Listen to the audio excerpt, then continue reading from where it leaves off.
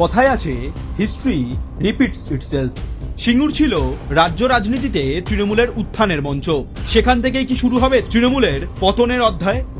সিঙ্গুরকে মিথ্যে স্বপ্ন দেখানোর 18 বছর পার হয়েছে।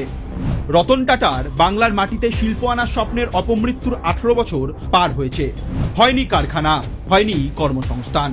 ফেরত পাওয়া জমির একটা বিরাট অংশে এখন শুধুই কংক্রিটের শ্মশান। সেই কংক্রিটের চাঙরের নিচে হয়তো অনাদরে ও অবহেলায় পড়ে রয়েছে সিঙ্গুরের স্বপ্ন।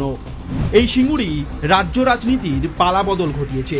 সেই সিঙ্গুরের মাটি থেকে টাটাকে তাড়িয়ে রাজ্যে শিল্প কর্মসংস্থানের স্বপ্ন চিতায় তুলেছেন মাননীয়া।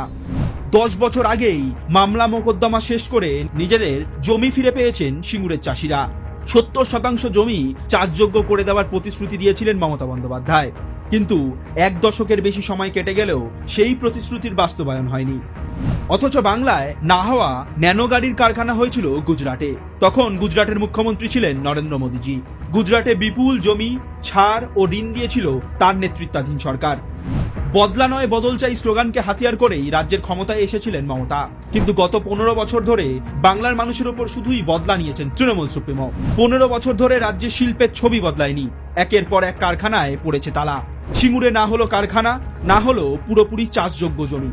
মানুষের স্বপ্ন ভেঙে দিয়েছে তৃণমূল কংগ্রেস।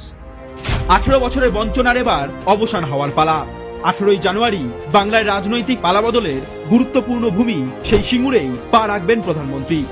সিঙ্গুরের মাটিতেই হবে বাংলার উন্নয়নের ভিত্তিপ্রস্তর স্থাপন। যে সিঙ্গুর থেকে তৃণমূলের শুরু হয়েছিল, সেই সিঙ্গুর থেকে হবে তৃণমূলের পতন।